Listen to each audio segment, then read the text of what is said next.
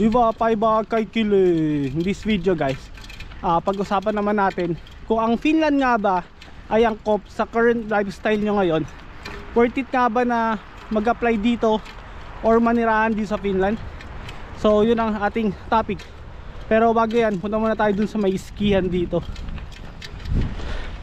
Ito na siya, dito na. Pero parang walang mga naglalaro. So, may laruan ng ski sa amin. Dito na pag-usapan kung about dun sa worth it nga ba yung pag-apply dito or pag-try dito sa Finland. So wala pa masyadong naglalaro.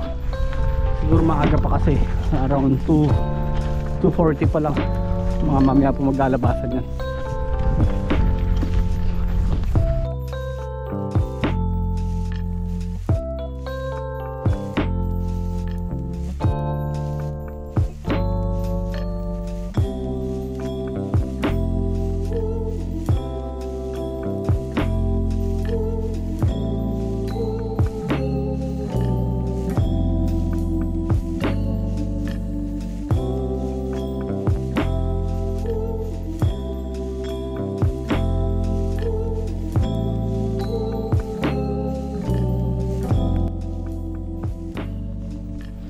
So yun mag-start na lang po tayo about sa salary na yung 90k ba and 100k na salary is okay ba dito sa Finland? Para sa akin sobrang baba nung ganong salary kasi sa bahay pa lang at sa tax is mauubos na siya.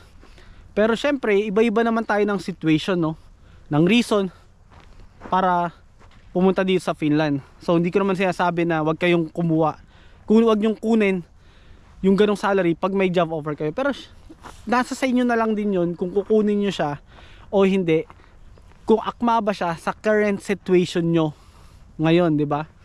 Kasi sinasabi ko po sa inyo, dito po sa Finland, yung mga sahod namin, katulad ko isang cleaner, mas mataas naman yung sahod siguro ng chef sa akin. Siguro mas mataas, syempre mas mataas din naman sahod ng nurse, ng IT, ng construction sa isang cleaner. Para po sa akin dito sa Finland, yung sinasahod namin is sapat lang para mabuhay kami, pambayad namin ng bills, pambili namin ng pagkain, at syempre meron namang savings. Kasi kung ang reason nyo ay pupunta kayo dito sa Finland at kumita ng limpak-limpak na pera, hindi po ganun yung sistema dito para sa akin. Kasi kung siguro kung ang work nyo is merong weekend na pasok or night shift or nangangailangan talaga ng trabador na palagi kayo pag-overtime, dun kayo tingin ko kikita ng extra talaga na pera. Pero yung pinaka basic salary namin is sapat lang siya para mabuhay kami dito. Yun yung tingin ko po dito sa Finland. Ang nakita kong culture dito, tandaan nyo po ito, work-life balance. Hindi sila talaga nagpapakamatay sa trabaho para kumita ng limpak-limpak na pera, Kasi ang gusto lang nila dito, nakita ko na magkaroon sila ng time sa family nila, sa friends nila, sa sarili nila. Ganun yung nakikita kong culture ng mga Finnish. Kasi po, imagine niyo ganito. Magtatrabaho kayo, mag-overtime kayo ng pagkarami-rami, magpa-part-time kayo ng pagkarami-rami, pero end of the day, yung kikitain nyo doon, malaking part na mapupunta lang sa tax. Hindi ko naman sinasabi na pangit na magtrabaho na magtrabaho. Ang sinasabi ko lang is work-life balance lang. Kung gusto nyo ng konting kumita ng pera, magtrabaho kayo ng overtime, pero hindi ganun palagi na magpapakamatay na kayo sa trabaho para kumita ng pera, kasi halos yung kikitain nyo is mapupunta lang siya sa tax, which is gusto ko rin dito sa Finland about sa tax. Kasi nga yung tax dito, kung ang salary mo is maliit lang din yung magiging tax mo. Kung ang salary mo is mataas, malaki din yung magiging tax mo.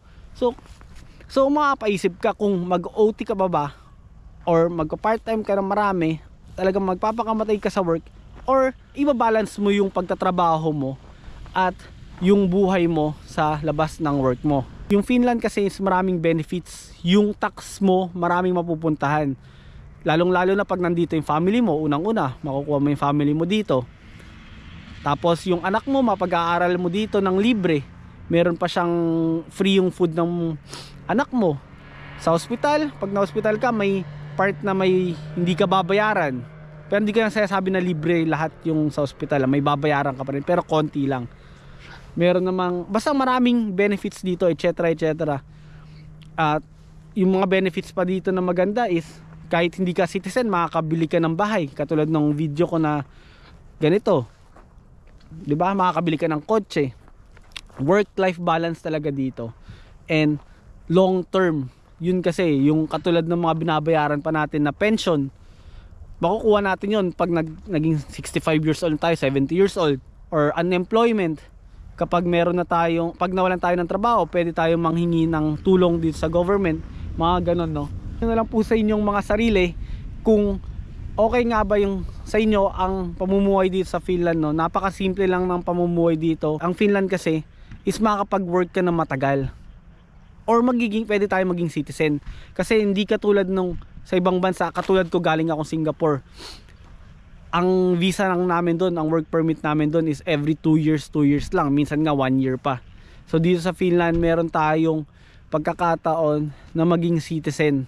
Kailangan lang din natin na mag-aral ng Finnish language. Meron yung exam na Finnish language para maging citizen tayo. Isa yun sa mga requirements. So palagi namin sinasabi na mag-aral ng Finnish language, diba, no? So isipin nyo kung para sa inyo nga ba talaga yung Finland, kung angkop nga ba sa current lifestyle nyo ngayon, at hindi ba kayo magsisisi or talagang gusto nyo nang pumunta sa Finland for good. So hopefully nakatulong tong video na to. So ko na po tatapusin ang ating video na to. So hopefully nagkaroon kayo ng idea kung ano nga ba talaga ang pamumuhay dito sa Finland, no? So see you, thank you for watching, and see you on the next video. Nadan moy moy.